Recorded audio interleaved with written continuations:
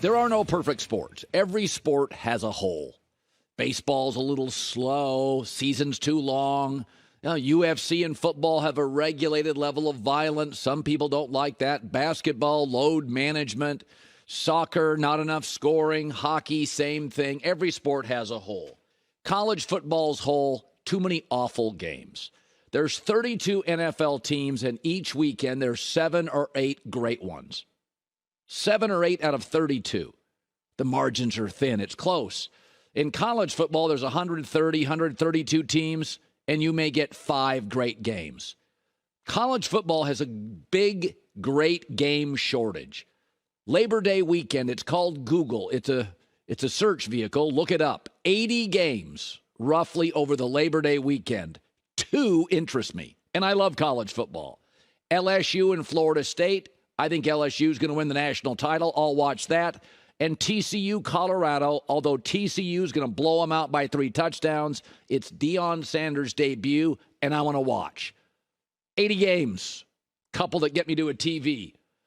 I've seen the attendance in the Pac-12 take away Washington and Husky Stadium consistently, and Autzen, Eugene, empty seats, bad games, attendance dwindling, conference feel like it died 5 years ago. I see the television ratings for the Pac-12, people freaking out about all the changes.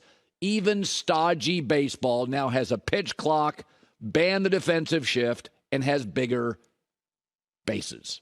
I mean, you would have laughed at that even a decade ago. Forget 20 years ago. All are happening, and the ratings are up, and so is attendance.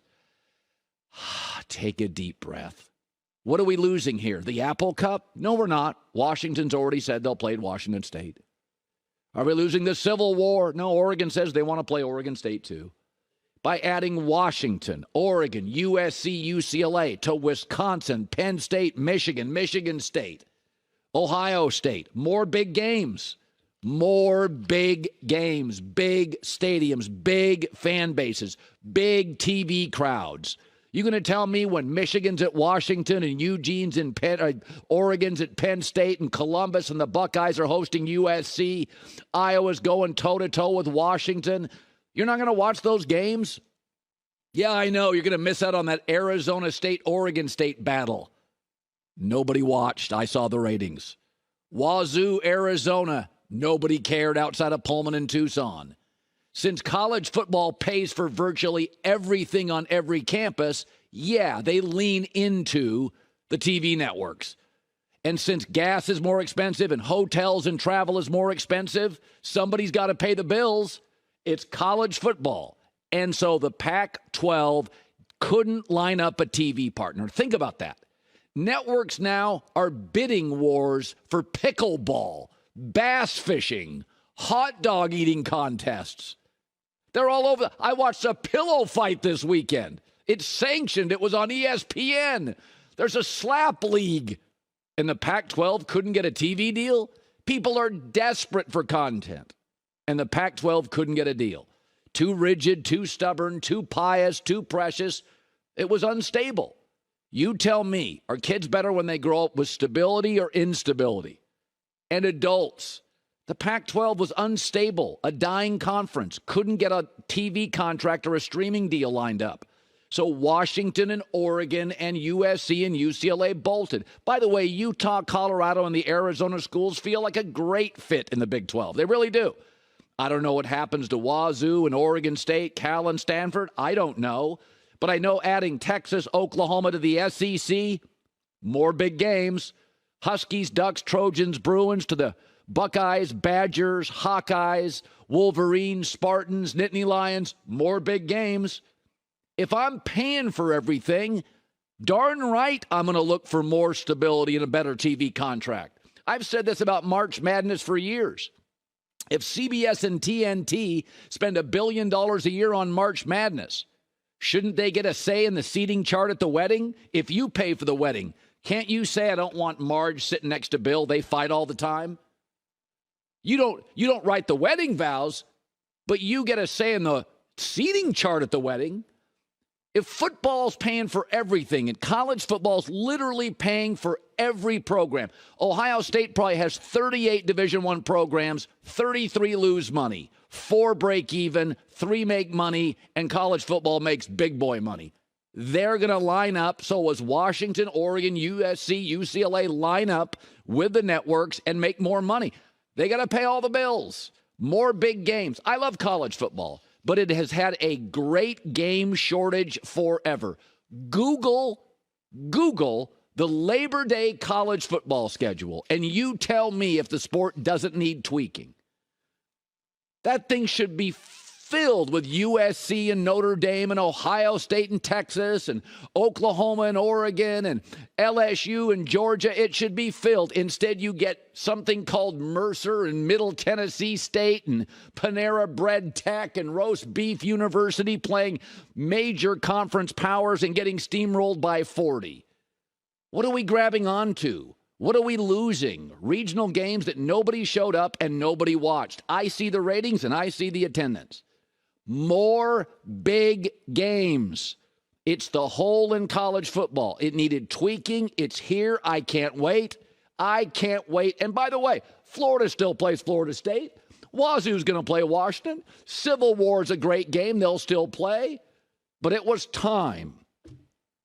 Big Ten is a better conference, better revenue, better stadiums, better tradition.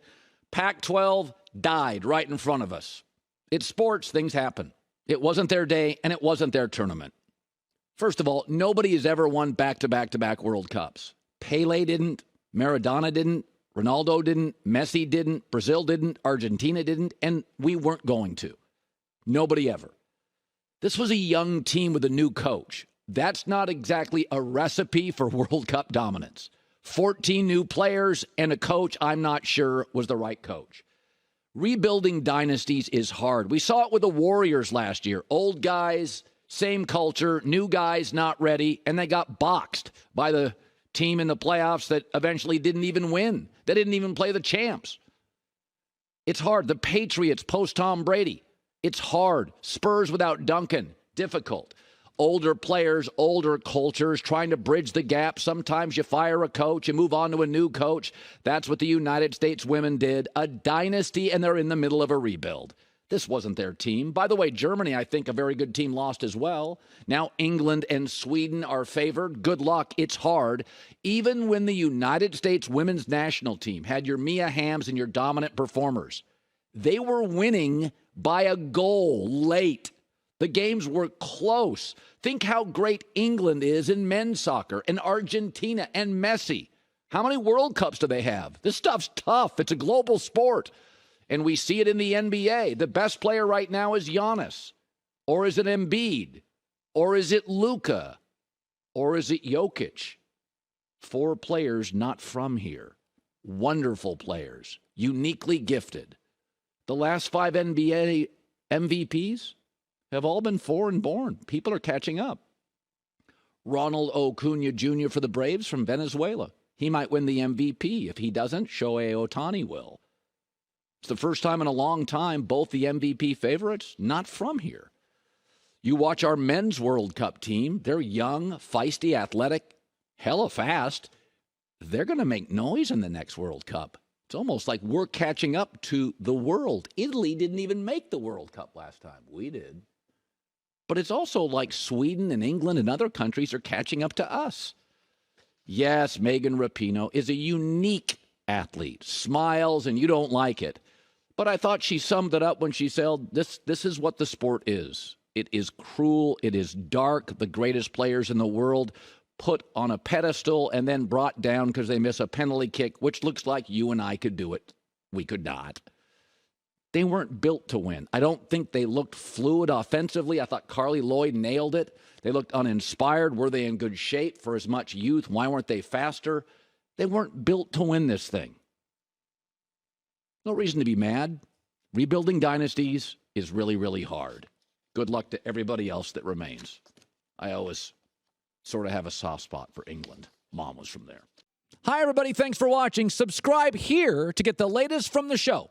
Also, be sure to check out more of the best clips from The Herd or go watch a few segments from other shows on FS1.